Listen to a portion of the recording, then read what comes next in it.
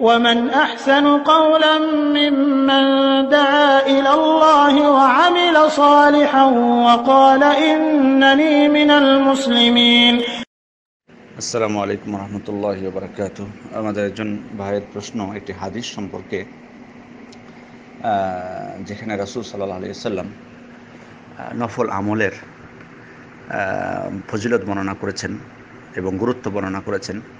তো ওনার মূল যেটি প্রশ্ন সেটি হলো, রাসূল সাল্লাল্লাহু বাণী, হাদিসে কুদসি, যেটি আল্লাহ তাআলা রাসূল সাল্লাল্লাহু আল মহান আল্লাহ তাআলার পক্ষ থেকে বর্ণনা করেছেন, যে এখানে তিনি বলেছেন যে ফাইজা আহবাবতুহু كنت سمعه الذي يسمع به وبصره الذي يبصر به ويده التي يبطش بها ورجله التي يمشي بها।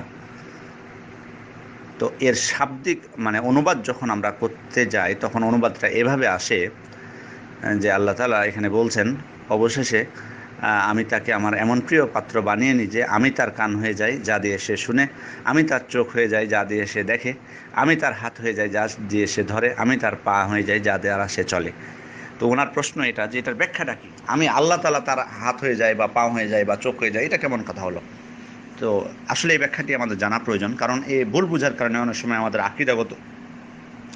আকিদাগত বিভ্রান্তিও চলে আসে এবং আমরা ভুল আকিদা পোষণ করে থাকি। সেজন্য এখানে বিষয়টি আমাদেরকে বুঝতে হবে ভালোভাবে। খেয়াল করুন যে দেখুন, মহান আল্লাহ তাআলা এখানে তিনি নফল ইবাদতের বিষয়ে গুরুত্ব আরোপ করেছেন এবং বান্দা যে সর্বদা তাকে নফল ইবাদতের মধ্যে তার নৈকট্য লাভ করতে থাকবে, এই জন্য তিনি উৎসাহ দিয়েছেন এবং এভাবে নফল ইবাদতের মাধ্যমেই বান্দা তার আল্লাহ তাআলা প্রিয় বান্দা হয়ে যান। এবং এখানে যেটি উদ্দেশ্য সেটি হলো যে বান্দা নফল ইবাদতের মাধ্যমে ইমানের যে সর্বোচ্চ উঁচু স্তর ইহসান, যেটা হাদিসে বলা হয়েছে, আপনারা সকলে জানেন, জিবরিল আলাইহিস সালাম আল্লাহর রাসূলকে জিজ্ঞেস করেছিলেন ইহসান সম্পর্কে, তখন তিনি কি বলেছিলেন? আন তা'বুদাল্লাহা কাআন্নাকা তারাহু ফাইন লাম তাকুন তারাহু ফাইন্নাহু ইয়ারাক। অর্থাৎ এমনভাবে আপনি আল্লাহর ইবাদত করবেন যেন আপনি আল্লাহকে দেখতে পাচ্ছেন। আপনি যদি আল্লাহকে না দেখতে পান, তাহলে অবশ্যই এই কথা মনে রাখবেন যে আল্লাহ আপনাকে দেখছে। এভাবে আপনাকে ইবাদতটা করতে হবে, এভাবে আপনাকে সালাত আদায় করতে হবে, যে কোনো প্রকার ইবাদত আপনাকে করতে হবে এভাবে, এই দৃষ্টিকোণ থেকে। তো এটা কিন্তু ইমানের সর্বোচ্চ স্তর ইহসান। তো একজন বান্দা নফল ইবাদতের মাধ্যমে এই স্তরে পৌঁছতে পারে এবং তার ভিতরে সবসময় আল্লাহ তাআলার যে ভালোবাসা সেটা তার ভিতরে থাকে এবং সর্বদা তার অন্তরকে আল্লাহ তাআলার সাথে সম্পৃক্ত করতে পারে। অন্য কোনো পৃথিবীর অন্য কোনো শক্তি বা অন্য কোনো ভালোবাসা বা অন্য কোনো চাহিদা তাকে বাধা দিতে পারে না, বরং প্রকৃতপক্ষে সে আল্লাহ তাআলার উদ্দেশ্যে, আল্লাহ তাআলার জন্য তার সকল ভালোবাসা আল্লাহ তাআলার উদ্দেশ্য হয়ে থাকে এবং সর্বদা তার অন্তরটা আল্লাহর সাথে সম্পৃক্ত থাকে। আর এভাবে যখন হয়ে যায়, সে ইমানের চূড়ান্ত পর্যায়ে চলে যায়, তখন সে আল্লাহ তাআলা যা ভালোবাসেন না সেটা সে করে না, আল্লাহ তাআলা যেটা পছন্দ করেন না, যেটা ভালোবাসে না, সেটা সে কান দিয়ে শুনে না, বরং আল্লাহ তাআলা যা পছন্দ করেন শুধুমাত্র সেটাই সে তার কান দিয়ে শুনে।